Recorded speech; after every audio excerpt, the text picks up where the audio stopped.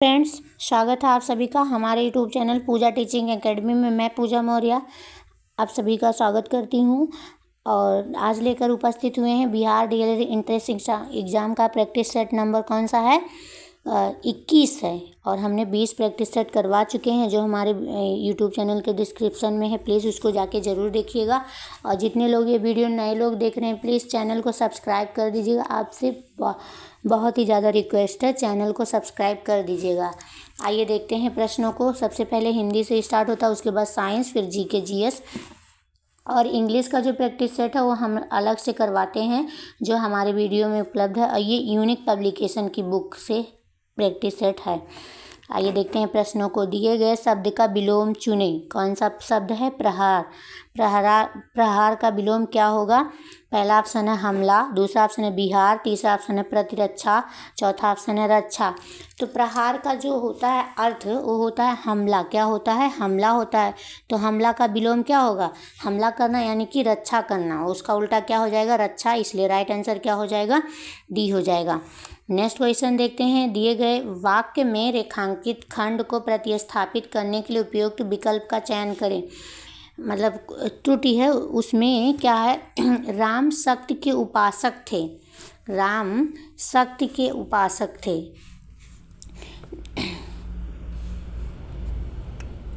तो यहाँ पे शक्ति की राम शक्ति के उपासक थे, इसके स्थान पे क्या होगा? पहला ऑप्शन है वैष्णव, दूसरा ऑप्शन है सदाचारी, तीसरा ऑप्शन है शाक्त, चौथा ऑप्शन है शैव। तो यहाँ पे क्या दिया गया है? रेखांकित खंड को प्रतिस्थापित।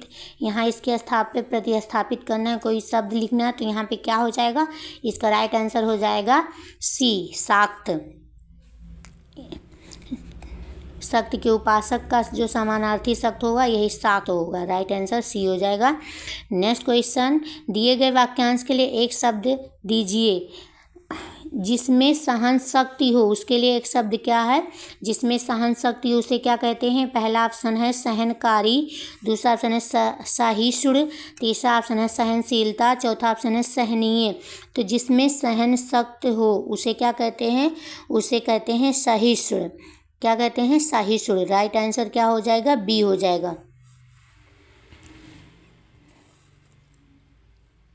Next question. रिक्त स्थान को भरने के लिए उपयुक्त शब्द का चयन करें। फिलअप करना है। पहला क्या है वाक्य? जो सदा रोता रहता है उसके चेहरे पर होती है। जो सदा रोता रहता है उसके चेहरे पे क्या होगी? क्या खुशी होगी? पहला ऑप्शन है खुशी, दूसरा ऑप्शन है उदासी, तीसरा ऑप्शन है दुखी, चौथा ऑप्शन है हंसी। उसके चेहरे पे क्या रहती है? तो जो सदा रोता रहता है उसके चेहरे पे उदासी होती है। राइट आंसर क्या होगा? बी होगा, उदासी। नेक्स्ट क्वेश्चन देखते हैं। प्लीज़ चैनल को सब्सक्राइब ज़रूर कर दीजिएगा, आपसे रिक्वेस्ट है। 1K सब्सक्राइब आप लोग ज़रूर कंप्लीट करने की कोशिश करिएगा। दिए गए शब्द के पर्यायवाची शब्द का चयन करिए। पहला शब्द क्या है? अपमान। अपमान का पर्यायवाची क्या होगा? पहला ऑप्शन है अदाकार, दूसरा ऑप्शन है उपकार, तीसरा ऑप्शन है कुंभकार, चौथा ऑप्शन है तिरस्कार। तो अपमान का पर्यायवाची क्या होगा? तिरस्कार होगा। राइट आंसर डी है। Next question. दिए गए वाक्य का वह भाग ज्ञात करें जिसमें कोई त्रुटि है। इसमें वह भाग का अंश वाक्यांश ज्ञात करना है जिसमें कोई त्रुटि है। तो फल और सब्जियां इतने महंगा हो गया, इतने महंगा हो गया कि भाव पूछने में डर लगता है। पहला ऑप्शन है इतने महंगा, दूसरा ऑप्शन है भाव पूछने में डर लगता है, तीसरा ऑप्शन है फल और सब्जियां, चौथा हो गए कि। तो यहाँ पे गलती क्या है? तो आइए फिर से देखते हैं। फल और सब्जियां इतने क्या होना चाहिए? महंगे हो गए हैं। क्या होना चाहिए? महंगे हो गए हैं। तो इसका राइट आंसर हो जाएगा ए, इतना महंगा। यही इसी में त्रुटि है। Next question. निम्नलिखित में से उस विकल्प का चयन कीजिए जो तिल का ताड़ बनाना मुहावरे का अर्थ होगा। मुहावरा क्या है? तिल का ताड़ बनाना। पहला ऑप्शन है छोटी सी बात को बढ़ा चढ़ा कर कहना, दूसरा ऑप्शन है तिल को ताड़ में बदलना, दूसरा ऑप्शन है किसी बात को अधिक महत्व ना देना। चौथा है पेड़ पर तिल का आना, तो ये भी गलत हो गया। बी वाला भी गलत हो गया। यहाँ पे देखते हैं सी वाला किसी बात को अधिक महत्व ना देना, ये तो सही नहीं है। राइट आंसर क्या होगा, छोटी सी बात को बहुत ज़्यादा बढ़ा चढ़ा के यानी कि तिल का ताड़ बना देना। राइट आंसर ए हो जाएगा। नेक्स्ट क्वेश्चन, ऊ ध्वनि का उच्चारण स्थान क्या होगा। ऊ का उच्चारण स्थान क्या होगा। पहला ऑप्शन है कंठ, दूसरा ऑप्शन है मूर्धा, तीसरा ऑप्शन है तालु, चौथा ऑप्शन है ओष्ठा। तो क्या होता है, उपपद्मनाम ओष्ठा, उपपद्मनाम ओष्ठा। तो ऊ हो गया, पा वर्ग हो गए, ये सभी का उच्चारण स्थान क्या होगा, ओष्ठा होगा। क्या होगा, ओष्ठ होगा। तो इसलिए राइट आंसर क्या हो जाएगा, डी हो जाएगा। नेक्स्ट क्वेश्चन, त्रिलोचन किस प्रकार का शब्द है। त्रिलोचन, पहला ऑप्शन है विकारी, दूसरा ऑप्शन है यौगिक, तीसरा ऑप्शन है विदेशज, चौथा ऑप्शन है योगरूढ़। तो त्रिलोचन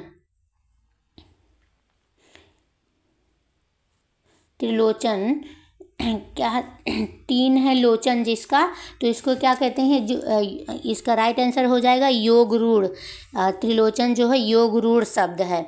योगरूढ़ शब्द उसे कहते हैं जिसके खंड सार्थक हो, इसके खंड किया जा सके। तो त्रिलोचन यानी कि तीन लोचन, तो इसका खंड हो गया, तो सार्थक है, इसलिए इसका राइट आंसर हो जाएगा डी। यहाँ पे क्या होगा, तीन, लोचन का मतलब क्या हो जाएगा, आँख, तो त्रिलोचन, खंड जो है सार्थक हो गए। नेक्स्ट क्वेश्चन, निम्नलिखित में से कौन सा शब्द विशेषण का उदाहरण है। विशेषण, पहला ऑप्शन है मिठास, दूसरा ऑप्शन है मकड़ी, तीसरा ऑप्शन तिलचट्टा, चौथा ऑप्शन है तिरछा।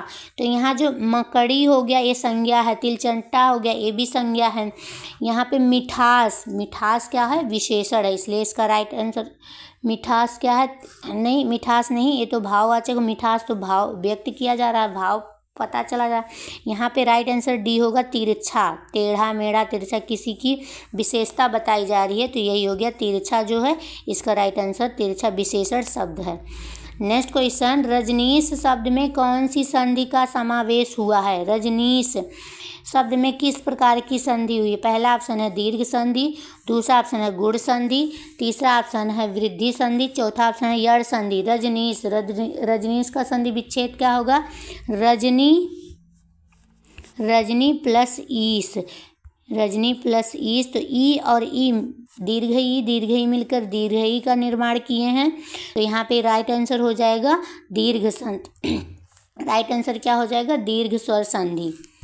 नेक्स्ट क्वेश्चन, आप भला तो जग भला कहावत में आप किस सर्वनाम का सूचक है।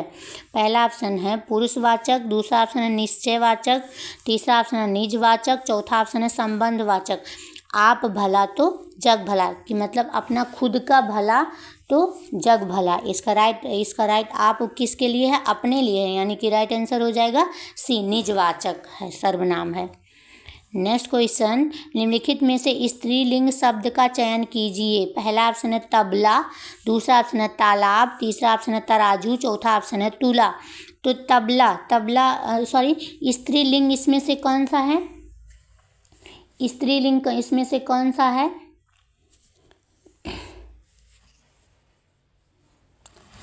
यहाँ पे जो तुला है स्त्रीलिंग। राइट आंसर क्या हो जाएगा, डी, स्त्री। ये सभी तबला हुआ, तालाब हुआ, तराजू हुआ, ये सभी क्या है, पुल्लिंग है, क्या है, पुल्लिंग है, और स्त्रीलिंग यही तुला है। नेक्स्ट क्वेश्चन, अटकन बटकन खेलना मुहावरे का सही अर्थ क्या होगा। अटकन बटकन खेलना, अटकन बटकन का क्या अर्थ क्या होगा, बेकार बैठे रहना, दूसरा व्यर्थ का कार्य करना, तीसरा कागज काला करना, चौथा बेतुकी बातें करना। तो अटकन बटकन खेलने का मतलब होता है व्यर्थ का कार्य करना। राइट आंसर क्या हो जाएगा, बी हो जाएगा। नेक्स्ट क्वेश्चन, हल शब्द किसके लिए प्रयोग किया जाता है। हल शब्द, पहला ऑप्शन है स्वर्ग के लिए, दूसरा ऑप्शन है हलंत के लिए, तीसरा ऑप्शन है विसर्ग के लिए, चौथा ऑप्शन है व्यंजन के लिए। तो हल जो है ये व्यंजन के लिए हो से का से लेके माँ तक के वर्डों को व्यंजन आ जाते हैं, तो इसमें हल का का से लेके ज्ञा तक के, कितना, का से लेके ज्ञा तक के, ये सभी किस में आते हैं, व्यंजन होते हैं, तो इसलिए राइट आंसर क्या हो जाएगा, डी, व्यंजन के लिए होते हैं। इन्हीं को क्या कहा जाता है, हल कहा जाता है। और अच जो है अच आ जाए तो अच किसके लिए हो जाता है? स्वर के लिए। किसके लिए? स्वर के लिए होता है।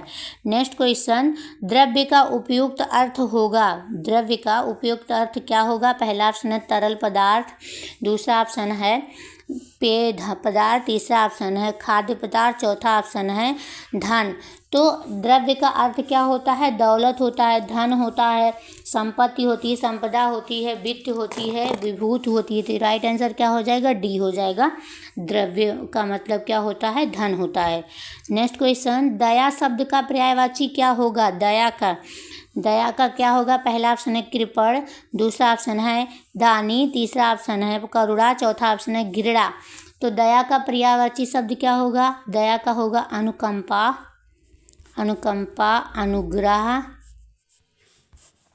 अनुग्रह, करुणा, कृपा, प्रसाद, क्षमा। तो यहाँ पे क्या हो जाता है? करुणा जो है ये दया का पर्यायवाची होगा। राइट आंसर क्या हो जाएगा? सी हो जाएगा। नेक्स्ट क्वेश्चन, विस्मय अस्थाई भाव किस रस में होता है? विस्मय जो है अस्थाई भाव किस रस में होता है? पहला ऑप्शन है शांत, दूसरा ऑप्शन है हास्य, तीसरा ऑप्शन है अद्भुत, चौथा ऑप्शन है विभत्स। तो विस्मय अस्थाई भाव किस रस का होता है? राइट आंसर क्या होगा? सी का होता है। अद्भुत रस का अस्थाई भाव क्या होता है? विस्मय होता है। नेक्स्ट क्वेश्चन, शांत रस का अस्थाई भाव क्या होता है? पहला ऑप्शन है क्रोध, दूसरा ऑप्शन है जुगुस्सा, तीसरा ऑप्शन है शोक, चौथा ऑप्शन है निर्वेद। तो शांत रस का जो अस्थाई भाव क्या होता है? वो होता है शोक रस का। शोक जो है ये किसका है? ये करुण रस का अस्थाई भाव क्या होगा? शोक होगा। यहाँ जो है शांत रस का अस्थाई भाव निर्वेद होगा। राइट आंसर क्या हो जाएगा? डी हो जाएगा। नेक्स्ट क्वेश्चन, निम्नलिखित में से कौन छायावादी कवि हैं? पहला ऑप्शन है नागार्जुन, दूसरा ऑप्शन है सुमित्रा नंदन पंत, तीसरा ऑप्शन है तुलसीदास, चौथा भरत भूषण अग्रवाल। तो छायावादी कवि कौन है? तो इसका राइट आंसर क्या हो जाएगा? इसका राइट आंसर हो जाएगा वी, छायावादी कवि सुमित्रा नंदन पंत हैं। तुलसीदास कौन है? भक्तिकाल के कवि हैं। कौन है? भक्तिकाल के। भरत भूषण अग्रवाल क्या है? छायावादोत्तर युग के कवि हैं। कौन से? छायावादोत्तर युग के कवि हैं। नेक्स्ट क्वेश्चन, पद्य साहित्य को कितने भागों में बांटा गया है? पहला ऑप्शन है 8, दूसरा ऑप्शन है 10, तीसरा ऑप्शन है 12, चौथा ऑप्शन है 15। पद्य साहित्य को मुख्य रूप से 2 भागों में बांटा गया है, खंड काव्य और महाकाव्य। और लेकिन जो पद्य साहित्य को कितने कालों में बांटा गया है? 4 कालों में बांटा गया है। कौन कौन सा? आदिकाल, भक्तिकाल, रीतिकाल और आधुनिक काल। कौन कौन सा? आदिकाल, भक्तिकाल, रीतिकाल और आधुनिक काल। नेक्स्ट क्वेश्चन देखते हैं, तू रूप है किरण में, सौंदर्य है सुमन में, उपयुक्त पंक्ति में कौन सा अलंकार है? पहला ऑप्शन है विभावना, दूसरा ऑप्शन है रूपक, तीसरा ऑप्शन है यथाशंक, चौथा ऑप्शन है उल्लेख। क्या बोल रहा है? तू रूप है किरण में, सौंदर्य है सुमन में। इस पंक्ति में क्या कह रहा है कि रूप का किरण में, सुमन में, और प्राण का क्या हो रहा है? पवन में। प्राण का पवन में, गगन में, कई रूपों में लोक रहा है। तो यहाँ पे राइट आंसर क्या हो जाएगा? उल्लेख अलंकार। क्या हो जाएगा? उल्लेख अलंकार। उल्लेख अलंकार किसे कहते हैं? जब वस्तु का उल्लेख कई तरह से किया जाए तो वहाँ पे उल्लेख अलंकार होता है। नेक्स्ट क्वेश्चन, अब अली रही गुलाब में अपत कटीली दार, उपयुक्त पंक्ति में कौन सा अलंकार होगा? पहला ऑप्शन है अतिशयोक्ति अलंकार, दूसरा ऑप्शन है अन्योक्ति अलंकार, तीसरा ऑप्शन है उत्प्रेक्षा, चौथा उपमा। तो इसका राइट आंसर क्या हो जाएगा? इसका राइट आंसर हो जाएगा बी, अन्योक्ति अलंकार हो जाएगा। जब किसी अप्रस्तुत के माध्यम से प्रस्तुत चीज़ों का व्याख्या की जाए तो वहाँ पे क्या होता है? अन्योक्ति अलंकार होता है। नेक्स्ट क्वेश्चन, बढ़त बढ़त संपत्ति सलील मन सरोज बढ़ जाए, घटत घटत फिर ना घटे करु समूल को मिलाए। इसमें कौन सा अलंकार होगा? पहला ऑप्शन है यमक, दूसरा ऑप्शन है विरोधाभास, तीसरा ऑप्शन है श्लेष, चौथा रूपक। तो बढ़त बढ़त संपत्ति सलील मन सरोज बढ़ जाए, यहाँ पर जो है मन क्या हो रहा है? मन रूपी सरोज, मन को सरोज से तुलना किया जा रहा है। घटत खर फिर ना घटे करु समूल। तो यहाँ पे रूपक अलंकार होगा, मन रूपी सरोज। तो रूपक अलंकार, यहाँ पे मन का आरोप सरोज से किया गया है। आइए साइंस के प्रश्नों को देखते हैं। डीएनए का मॉडल प्रस्तुत करने में 1962 में नोबेल पुरस्कार मिला था। किसे मिला था? डीएनए का मॉडल प्रस्तुत करने में 1962 में नोबेल पुरस्कार मिला था। किसको मिला था? पहला ऑप्शन है वाटसन एवं क्रिक को, दूसरा ऑप्शन है DH खुराना को, तीसरा ऑप्शन है रॉबर्ट हुक को, चौथा ऑप्शन है ब्रिगल एंड क्रिक को। तो किससे मिला था? इसका राइट आंसर 1962 में चिकित्सा विज्ञान का नोबेल पुरस्कार जेम्स वाटसन और फ्रांसिस क्रिक और मॉरिस बिल्किंस को मिला था। किसको? जेम्स वाटसन और फ्रांसिस क्रिक और मॉरिस बिल्किंस को। तो राइट आंसर क्या हो जाएगा? ए हो जाएगा। और इनको किसके लिए मिला था? तो जो न्यूक्लिक अम्लों की आणविक संरचना और सजीवों में सूचनाओं के अंतर संबंध में उनके महत्वपूर्ण संबंधी खोजों के लिए पुरस्कार प्रदान किया गया था। और 1953 ईस्वी में डीएनए की संरचना के लिए इनको क्या हुआ था? नोबेल पुरस्कार प्राप्त हुआ था। नेक्स्ट क्वेश्चन, कीटभक्षी पौधा कौन सा है? इसमें से कीटभक्षी पौधा कौन सा है? पहला ऑप्शन है अमरबेल, दूसरा ऑप्शन है ड्रोसेरा, तीसरा ऑप्शन है गुलाब, चौथा नागफनी। कीटभक्षी पौधा उसे कहते हैं जब कीटों को ऐसे मतलब मुंह पूरा ऐसे खुला रहता है और जब यहाँ पे कीटें बैठती हैं तो तुरंत अपना मुंह बंद कर लेता है, यहाँ पे ऐसे क्लोज कर लेगा और तब तक क्लोज रहता है जब तक कि कीटों से न्यूट्रिएंट्स वो लोग अपने आप को ले ना ले। तो यहाँ इसलिए इसको क्या कहते हैं? कीटभक्षी पौधा कहते हैं। कीटभक्षी पौधा वहाँ पे पाए जाते हैं जहाँ पे नाइट्रोजन की कमी होती है और वो नाइट्रोजन की पूर्ति कीटों से करते हैं। तो राइट आंसर क्या हो जाएगा? ड्रोसेरा जो है ये कीटभक्षी पौधा है, ड्रोसेरा। नेक्स्ट क्वेश्चन, निकोटीन पाया जाता है। पहला ऑप्शन है चाय की पत्ती में, दूसरा ऑप्शन है तंबाकू के पत्ती में, चौथा ऑप्शन है कॉफ़ी के बीजों में, तीसरा ऑप्शन है कॉफ़ी के बीजों में, चौथा ऑप्शन है नीम की पत्ती में। निकोटीन जो है तंबाकू की पत्ती में पाया जाता है। राइट आंसर क्या होगा? बी होगा। और जो एक विषैला मादक पदार्थ होता है यह सालानेसी कुल के पौधे में पाया जाता है। इसमें लगातार सेवन करने से मनुष्य में फेफड़े का कैंसर होने की संभावना होती है। नेक्स्ट क्वेश्चन, पौधे के किस भाग से कॉफ़ी प्राप्त होता है? पहला ऑप्शन है फूलों से, दूसरा ऑप्शन है बीजों से, तीसरा ऑप्शन है पत्तियों से, चौथा ऑप्शन है फलों से।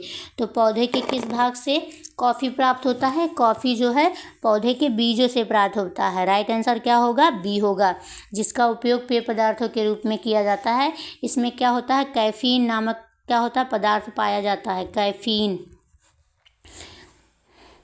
नेक्स्ट क्वेश्चन, जीवों की उत्पत्ति जीव से होती है, इस कथन का सत्यापन किसने किया?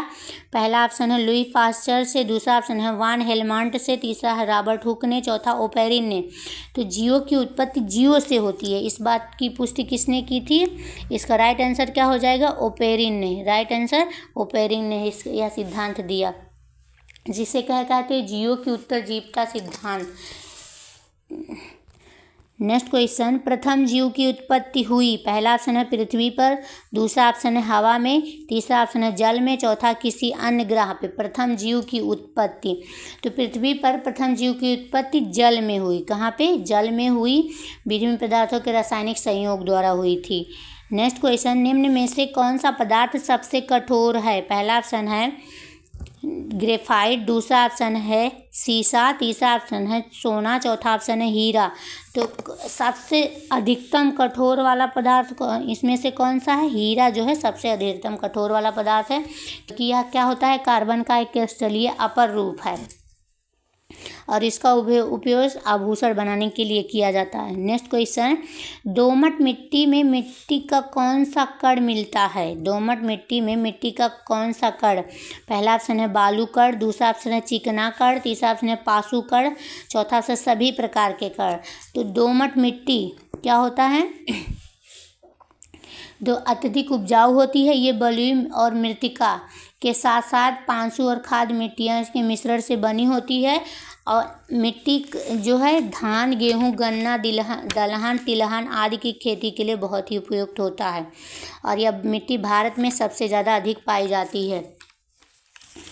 तो इसका राइट आंसर होगा सभी प्रकार के कण इसमें मौजूद होते हैं। बालू कण भी मौजूद होता है, चिकना भी और पासु कण भी होता। राइट आंसर डी होगा। नेक्स्ट क्वेश्चन, पौधे को सबसे अधिक पानी किस मिट्टी में मिलता है? पहला ऑप्शन है चिकनी मिट्टी, दूसरा ऑप्शन है पासु मिट्टी, चौथा ऑप्शन है बलुई मिट्टी, तीसरा ऑप्शन है बलुई मिट्टी, चौथा ऑप्शन है लोम मिट्टी। तो क्या पूछ रहा है? पौधे को सबसे अधिक पानी किस मिट्टी में मिलता है? इसका राइट आंसर क्या हो जाएगा? बलुई मिट्टी में सबसे अधिक कितना? बलुई मिट्टी में क्या होता है? 85% बालू होते हैं और 15% चिकनी मिट्टी और गाद पाई जाती है। जिसके अलावा इसमें माइका, फेल्सार, क्वार्टज के भी कण पाए जाते हैं। इसलिए इसमें सबसे ज़्यादा क्या होता है? पानी की अधिकता होती है, पानी की ज़रूरत होती है। नेक्स्ट क्वेश्चन है कि किस मिट्टी में केशिका सबसे अधिक प्रभावशाली होता है? केशिका, पहला ऑप्शन है चिकनी मिट्टी, दूसरा ऑप्शन है पांचू मिट्टी, चौथा ऑप्शन है तीसरा मिट्टी है बलुई, चौथा लोम मिट्टी। तो इसका किस मिट्टी में केशिका सबसे अधिक प्रभावशाली होती है? इसका राइट आंसर क्या हो जाएगा? चिकनी मिट्टी में केशिका जो है वो सबसे ज़्यादा प्रभावशाली होती है। नेक्स्ट क्वेश्चन, खनिज क्या है? खनिज क्या है? पहला ऑप्शन है द्रव, दूसरा ऑप्शन है अकार्बनिक ठोस, तीसरा ऑप्शन है गैस, चौथा उपयुक्त सभी। तो खनिज प्रकृति में पाए जाने वाला क्या है? एक अकार्बनिक ठोस पदार्थ है जिसमें क्या मुख्यतः एक रासायनिक तत्व या यौगिक उपस्थित होते हैं। तो इसका राइट आंसर क्या होगा? बी। यह एक अकार्बनिक ठोस पदार्थ है, इसमें कार्बन नहीं पाए जाते हैं। नेक्स्ट क्वेश्चन, एक ही प्रकार का परमाणु निम्नलिखित में से किस में मिलता है? पहला ऑप्शन है खनिज यौगिक, दूसरा ऑप्शन है खनिज मिश्रण, तीसरा ऑप्शन है प्राकृतिक तत्व, चौथा उपयुक्त में से कोई नहीं। एक ही प्रकार का परमाणु किस में मिलता है?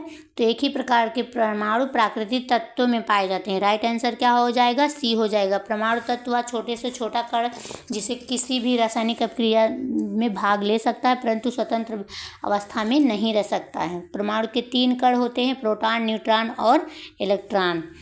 नेक्स्ट क्वेश्चन, खाने का नमक NaCl किससे बनता है? पहला ऑप्शन है कमजोर अम्ल और कमजोर क्षार से, दूसरा ऑप्शन है मजबूत अम्ल और मजबूत क्षार से, तीसरा ऑप्शन है कमजोर अम्ल और मजबूत क्षार से, चौथा ऑप्शन है मजबूत अम्ल और कमजोर क्षार से। तो सोडियम क्लोराइड को क्या कहते हैं? साधारण नमक कहा जाता है और समुद्री जल में इसकी मात्रा कुल घुलनशील ठोस का लगभग कितना होता है? 75% होता है। और खाने का जो नमक होता है मजबूत अम्ल और मजबूत क्षार से बनता है, मजबूत अम्ल और मजबूत क्षार से। तो इसका राइट आंसर क्या हो जाएगा? मजबूत अम्ल और मजबूत क्षार। राइट आंसर बी हो जाएगा। नेक्स्ट क्वेश्चन, पौधे जो नमक युक्त मिट्टी में उगते हैं को क्या कहते हैं? पहला ऑप्शन है जीरोफाइट, दूसरा ऑप्शन है हाइड्रोफाइट, चौथा ऑप्शन है हेलोफाइट और तीसरा ऑप्शन है हेलोफाइट, चौथा ऑप्शन है सेक्यूलेंट। तो पौधे जो नमक युक्त मिट्टी में उगते हैं उसको क्या कहते हैं? उसको हेलोफाइट कहते हैं और हिंदी में क्या कहते हैं? लवणोद्भिद। क्या कहते हैं? लवणोद्भिद कहते हैं।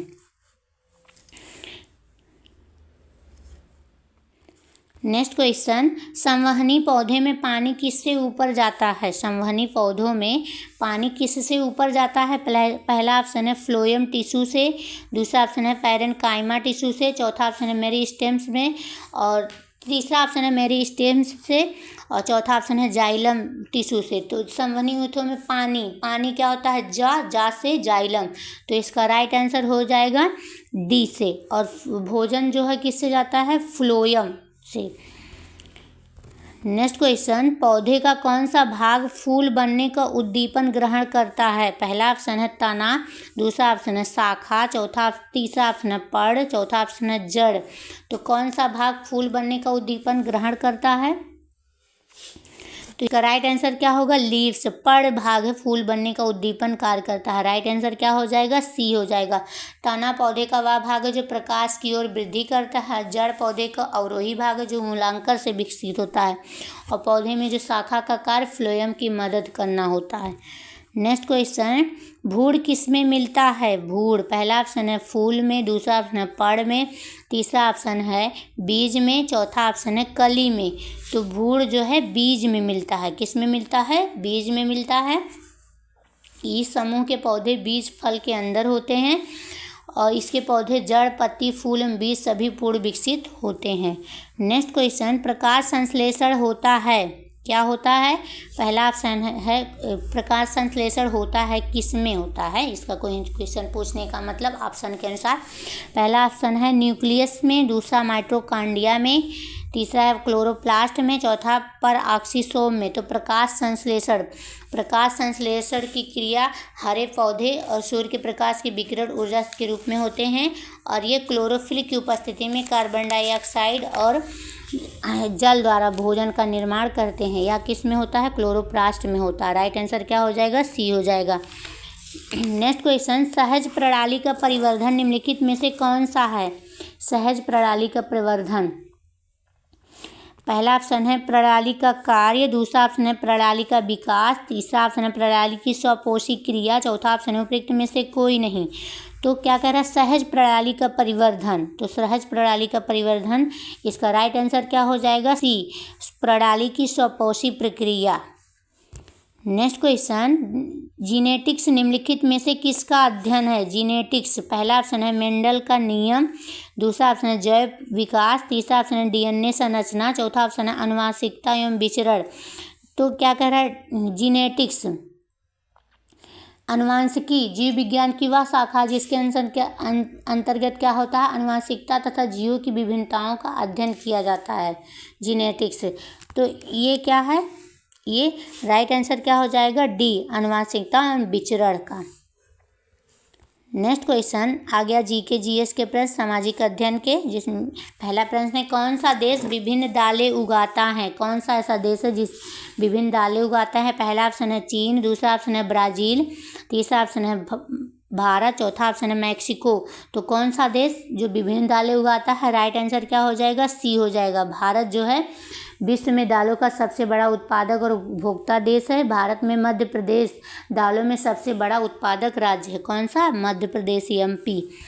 नेक्स्ट क्वेश्चन, धान की खेती के लिए ठीक उपजाऊ जलवायु है? धान की खेती के लिए ठीक जलवायु है, पहला ऑप्शन है मध्य प्रदेश में, दूसरा ऑप्शन है गुजरात में, तीसरा ऑप्शन है राजस्थान में, चौथा बिहार में।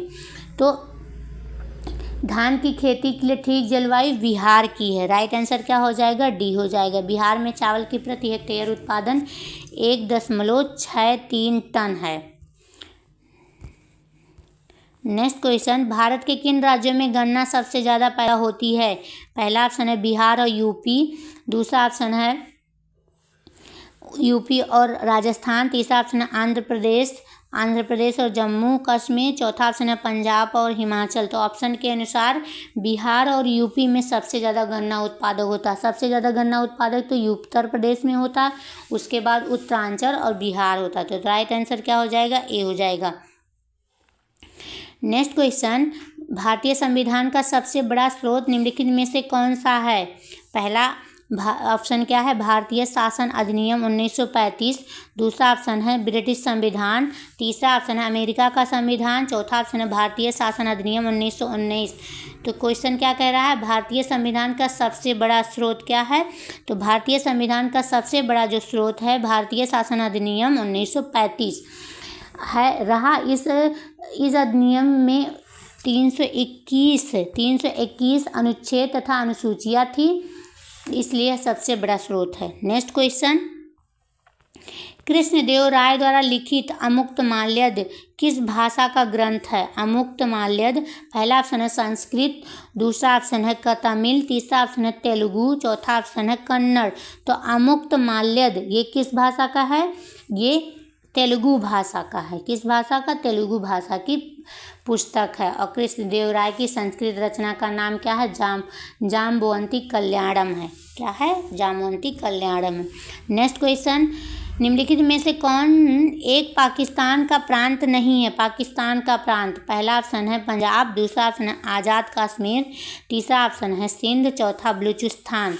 तो कौन सा जो है एक पाकिस्तान का प्रांत नहीं है इनमें से? तो जो आज़ाद कश्मीर का आशय पाकिस्तान द्वारा अवैध रूप से अधिकृत कश्मीर का वही से जो 1948 में पाकिस्तान द्वारा किए गए कबायली हमले में अवैध रूप से कब्जा कर लिया गया था। तो इसका राइट आंसर क्या हो जाएगा? आज़ाद कश्मीर एक पाकिस्तान का प्रांत नहीं है। नेक्स्ट क्वेश्चन, भारत में सर्वप्रथम महिला शासक थी। पहला ऑप्शन है चाँद बीबी, दूसरा ऑप्शन है रानी लक्ष्मीबाई, तीसरा ऑप्शन है जीनत महल, चौथा ऑप्शन है रजिया बेगम। तो भारत में सर्वप्रथम महिला शासक कौन थी? तो उसका राइट आंसर क्या हो जाएगा? रजिया बेगम। और इल्तुतमिश की पुत्री थी। किसकी? इल्तुतमिश की पुत्री थी। और 1236 ईस्वी से 1240 ईस्वी तक दिल्ली सल्तनत की मलिका रही हैं। 1240 ईस्वी तक। नेक्स्ट क्वेश्चन, लोकसभा का सदस्य बनने के लिए कम से कम कितनी उम्र होनी चाहिए? पहला ऑप्शन है 20, दूसरा ऑप्शन है 25, तीसरा ऑप्शन है 30, चौथा 35। तो लोकसभा का सदस्य बनने के लिए कम से कम कितनी उम्र? 25 वर्ष होना चाहिए। नेक्स्ट क्वेश्चन, भारत के राष्ट्रपति के कार्यकाल की अवधि है कितना वर्ष होता है भारत के राष्ट्रपति का? पहला ऑप्शन है 3 वर्ष, दूसरा ऑप्शन है 4 वर्ष, तीसरा ऑप्शन है 5 वर्ष, चौथा 6 वर्ष। तो अनुच्छेद 56 के तहत राष्ट्रपति अपने पद की ग्रहण की तिथि से 5 वर्ष की अवधि तक पद को धारण करके रह सकता है। इसका राइट आंसर क्या हो जाएगा? सी, 5 वर्ष तक। यानी कि राष्ट्रपति के कार्यकाल की अवधि कितनी है? 5 वर्ष है। नेक्स्ट क्वेश्चन, भारतीय सेना के सर्वोच्च सेनानायक हैं। पहला ऑप्शन है भारत के राष्ट्रपति, दूसरा ऑप्शन है भारत के प्रधानमंत्री, तीसरा ऑप्शन है भारत के रक्षा मंत्री, चौथा ऑप्शन उच्चतम न्यायालय के मुख्य न्यायाधीश। तो भारतीय सेना के सर्वोच्च सेनानायक कौन है? भारत के राष्ट्रपति हैं। कौन है? भारत के राष्ट्रपति। Next question, Lawalong wildlife sanctuary कहाँ स्थित है? लावालांग वाइल्ड लाइफ सेंचुरी, पहला ऑप्शन है उड़ीसा में, दूसरा ऑप्शन है गुजरात में, तीसरा बिहार में, चौथा झारखंड में। तो लावालांग वाइल्ड लाइफ सेंचुरी झारखंड में, भारत के झारखंड राज्य में स्थित है। और कौन सा? चतरा जिले में। कहाँ पर? चतरा जिले में। नेक्स्ट क्वेश्चन, चंद्रगुप्त बसदि मंदिर कहाँ स्थित है? चंद्रगुप्त बसदि मंदिर, पहला ऑप्शन है श्रवणबेलगोला में, दूसरा ऑप्शन है राजगीर में, तीसरा ऑप्शन है नालंदा में, चौथा बोधगया में। तो चंद्रगुप्त बसदि मंदिर कहाँ पर स्थित है? ये श्रवणबेलगोला में स्थित है। कहाँ पे? कर्नाटक राज्य के श्रवणबेलगोला में स्थित है। नेक्स्ट क्वेश्चन, कथा सरित सागर में उल्लेख है कि महेंद्रदायित्य के पुत्र विक्रमादित्य ने हुड़ों को परास्त किया था। वह विक्रमादित्य कौन था? पहला ऑप्शन है चंद्रगुप्त मौर्य, दूसरा ऑप्शन है चंद्रगुप्त सेकंड विक्रमादित्य, तीसरा ऑप्शन है कुमारगुप्त विक्रमादित्य, चौथा ऑप्शन है स्कंदगुप्त विक्रमादित्य। तो कथा सरित सागर में उल्लेख है कि महेंद्रादित्य के पुत्र विक्रमादित्य ने हुड़ों को परास्त किया था। हुड़ों के अतिरिक्त उसने पुष्यमित्रों को परास्त कर अपने नेतृत्व की योग्यता और शौर्य के सिद्ध का स्कंदगुप्त ने विक्रमादित्य की उपाधि धारण की।